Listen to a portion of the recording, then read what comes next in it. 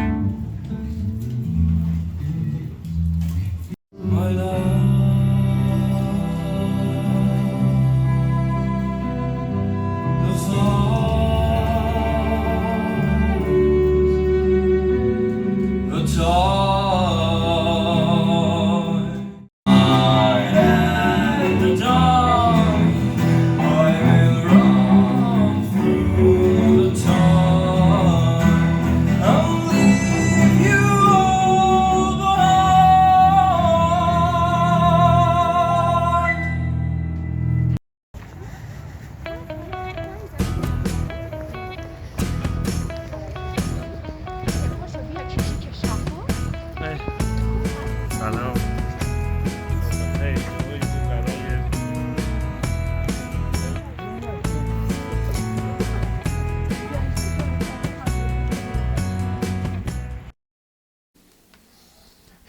آقا ارادت، شاید با خودتون فکر کنین که بابا این الاف بیکاره، صبح میره مثلا پیاده روی، از اون ور شب میره نمیدونم فلان و اینا، پس تو داری چی کار میکنی عملا؟ گفتم که اینو بیام توضیح بدم. من حقیقتی سرباز نخبه شدم، یعنی اینکه ما یه پروژه رو، یه پروپوزال رو مینویسیم و ارائه میدیم و همون رو باید تبدیل به مقالش بکنیم تا اینکه سربازیمون تموم بشه. حالا آیا نیاز نیست یعنی هر روز بریم؟ چرا؟ یعنی یه خورده متفاوته. بعضی از مرکزها نیاز هست بریم، بعضی از مرکزاش نیاز نیست. حالا اینو کامل توضیح میدم، اینم دوست داشتم بگیرم دستم باحال تره. اینو توضیح میدم تو ویدیوهای بعدی، اما فعلا نمیرم تا حداقل 1 هفته یا 1 ماه دیگه نمیرم که 1 ماه دیگه هم عیده و اما دارم مقاله می نویسم. تصادف منجر به مرگ خانم اسفندی تو روز روشن، گم شدن آقای رسولی، این همش نکته است، تعارضه. اما قرار بود تو این ویدیو راجع به پروداکتیویتی صحبت بکنیم که من از امروز صبح اصلا پروداکتیو نبودم.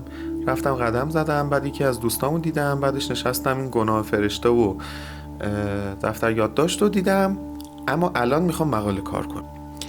حالا برای مقاله‌ام بگم دارم چیکار میکنم. ببین اینا 419 تا مقاله‌ان که من باید بیام متن کاملشون رو پیدا بکنم که از اینجا من کپی میکنم پیست میکنم توی یه سایت. اینجا مثلا متن کاملش رو پیدا میکنم، بعد بر اساس یه سری کرایتریاهایی ما میایم میگیم که این مقاله رو میخوایم بررسیش بکنیم یا نه.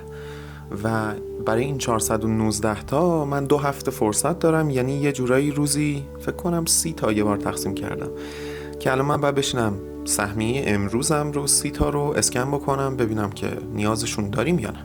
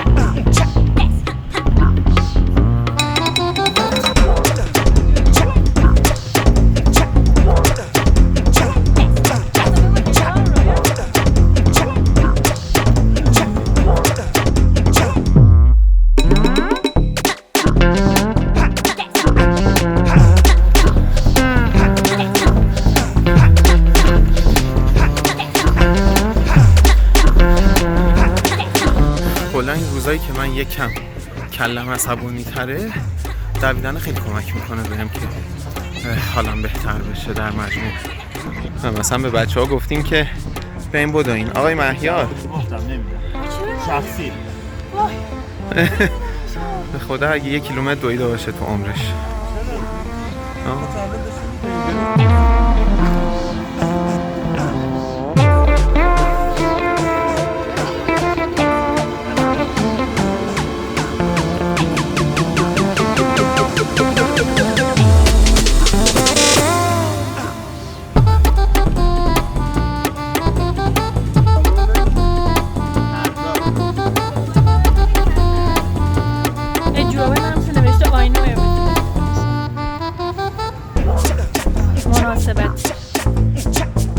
بریم اون زیر اون چیه کشیده اینجا کجا داره؟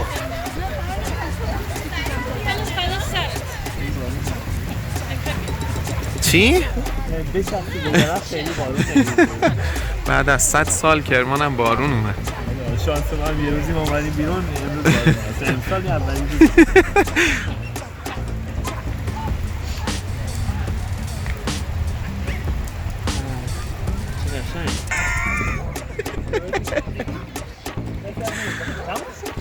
بله تموم شد. بیا بیرون دیگه. حالا دهن همه تونو دوست دارم.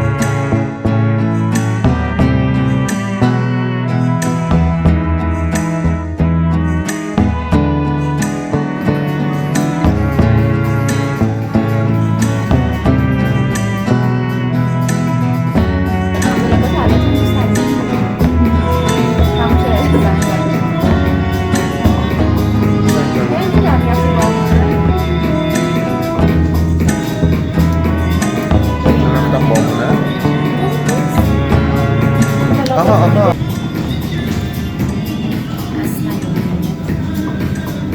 دلناز دفاعشه و داره خودشون میکشه، در حالی که من میگم اصلا اینقدر استرس نداره. اگر ولاگ دفاع منو ندیدین حتما بریم ببینید.